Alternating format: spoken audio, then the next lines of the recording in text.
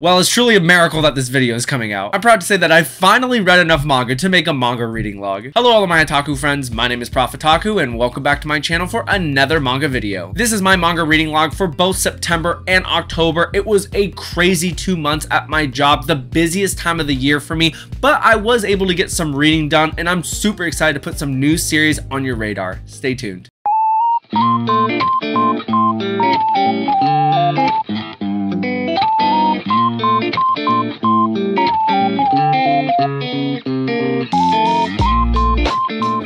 So I want to start off this log with some of the bigger series that I read this month, and this first one was one of my favorites for sure, from Shintaro Kago, His Crazy Twisted Mind. It was October, I wanted something spooky, but I don't really like horror manga that much, so I wanted to find something a little bit different, a little bit avant-garde, and I definitely found it here. This is Dementia 21, put out by Fantagraphics. So I read all of the completed English release of this, which is the first 17 chapters of this series, and it follows this girl who works as a nurse senior assistant living aide. She goes around trying to help all these old people with their everyday problems. But of course, not everything is as it seems. If I can give an analogy to something we know, think of like American Horror Story, but just more funny. I absolutely love this manga. I thought it was very well written. I thought the characters were really interesting. I thought the episodes have lots of variety in it. The artwork was super creepy at some parts, but overall really fun. And I just thought that this is just such a great manga for anybody to have in their collection. I highly recommend this release,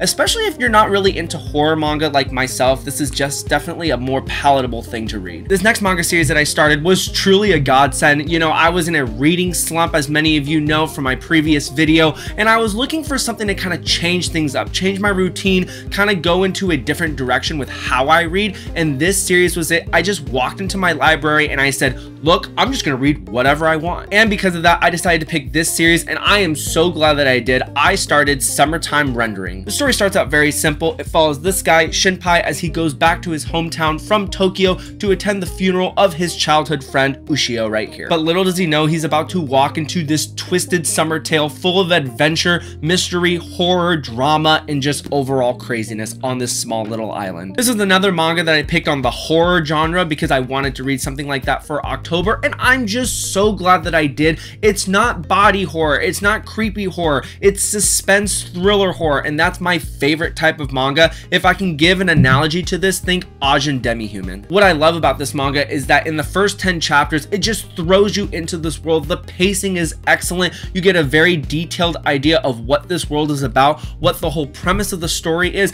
and then it just keeps going from there, building all of these layers without slowing down. I also like that it doesn't start with this very slow kind of episodic slice of life thing. It could have definitely done that, but no, it just started building these layers of this mystery. The story setup is great, gives you a little bit of the mystery, gives you a little bit of intrigue, and then it progresses the story through some action scenes, goes back to the mystery, adds some layers, adds some action scenes. Overall, it's just very well written. But yeah, this definitely rekindled my love for reading. I can't wait to see how this one ends, and definitely wait for my video for next month where I'll go over the ending without any spoilers. The next series that I got up to date with in the last 2 months is one of my favorite seinen series going on currently, and that is Alice in Borderland. I read Omnibus 6 and Omnibus 7. So we are in the heart of the second half of the series, and let me just say, the second half of the series is absolutely phenomenal. I love the direction that it's going, which is crazy because I love the setup of this whole series. I thought it was super intriguing, but the twist in the middle in this new part is absolutely leagues better than the first half. And the games that are being presented to the overall story progressing towards this really rapid, thrilling conclusion, it's really cool. I love to see all these different layers being unveiled in this second half, and I just can't wait to see how this one ends. I cannot recommend it enough. I did read some rom-com this month. I started a new series. We have Last Game Volumes 1 and Volume 2 published by 7 Seas. This follows a boy and a girl who are rivals at everything from elementary school all the way through college. They are duking it out to see who is the best, but the whole shtick is that she doesn't really care about him. She's just doing her own thing. He's just trying to one-up her at every turn and is just failing. But of course, it's a romantic comedy, so as they continue to interact through the years, some things start to bubble up, some emotions revelations start to come out, and thus starts our story of war and love, I guess. If I can give an analogy to this series, think Kaguya-Sama Love is War, but in an older setting, but also with a smaller cast of characters and maybe not as funny. I just can't really put my thumb on what I don't like about this series compared to Kaguya-Sama. I think it's just the characters themselves. I think the boy MC is okay. I like the female MC. I think she's got a really interesting personality, but the boy MC just doesn't seem interesting, so which is why I'm having some problems getting engaged with this series. I think the overall plotline is fine. I just think that the episodes are really boring, which is really interesting considering that this is not a high school setting, it's an older setting.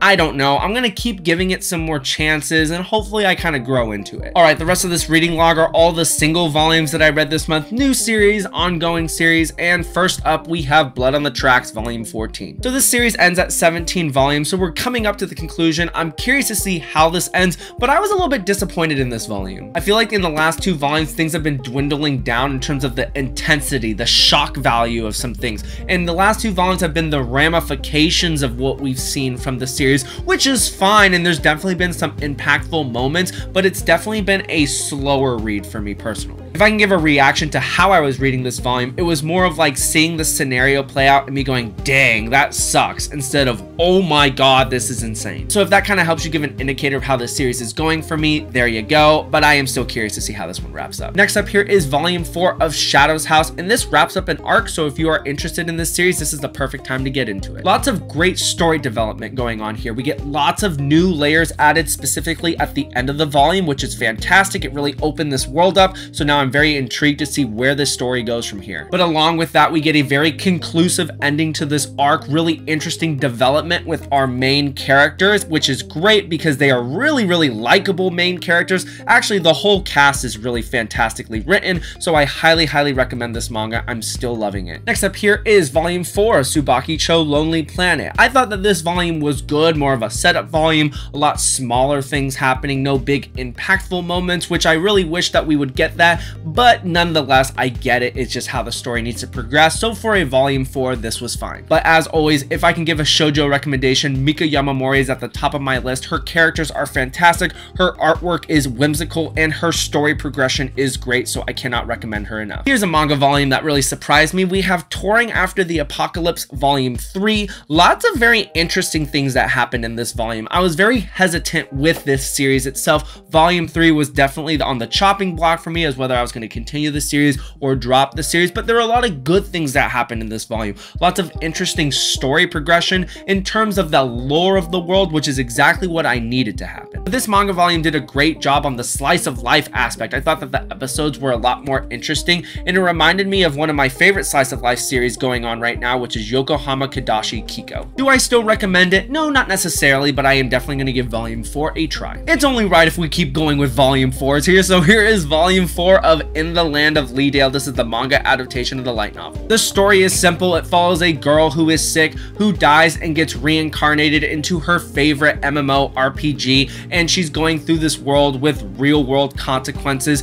Yes, it is very stereotypical with the fantasy element. There is really nothing special with the story, but I don't know, I just like it, and I really like this volume because there's a lot of different elements that got added in here. We get a story progression, which is great. We get some more lore into the world, which is exactly what this series needed. So yeah, it was good. It was good. Surprising still nonetheless, but good. Here's a brand new series from Yen Press. I don't know which is Love Volume 1. It is a harem series, but it follows a girl protagonist as she could not find her high school sweetheart in high school. She goes to college with the expectation of finding a girlfriend, but lo and behold, she gets entangled with several different women. Look, I'll be honest with you, this is trashy, this is stupid, there is no context in here whatsoever. The MC is just forgettable. She has nothing about her that makes you go, oh wow, I really care for her. But with that being said, if you just want some turn your brain off rom-com, this is the series for you. I do like the cast of characters. I think they're all really interesting. I don't know, maybe I'll get bored with this series down the road, but nonetheless, I'm going to keep going with it right now. Here is volume 3 of one of the most underrated series in my collection, So What's Wrong with Being Reborn as a Goblin. This volume was good. It moved more away from all the political crazy power stuff that was going on gone into more of the sexualized stuff, so I don't know.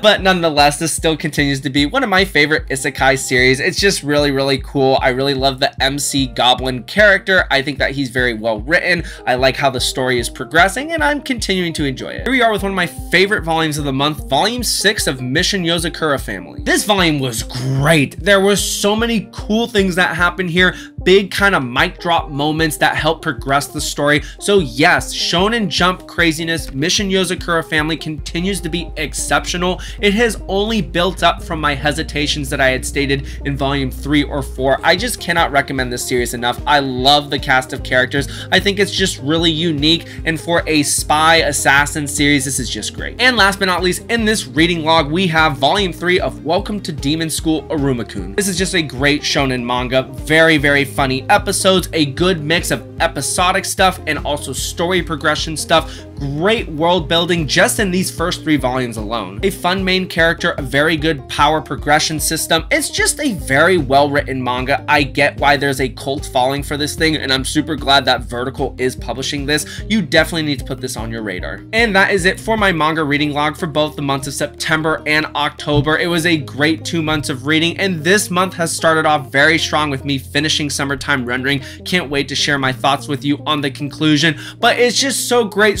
So much optimism for the channel. You know, things have finally dwindled down with work. I now have my Friday nights off and my Saturday nights off, so I can go back to making content for you guys and actually reading a lot of manga. So it just makes me so excited. As always, if you enjoy the content of my videos, make sure you hit that like button, tap the subscribe button, hit that notification bell so that you know when more of my videos come out, and I will see you in the next one. Take care now. Bye-bye.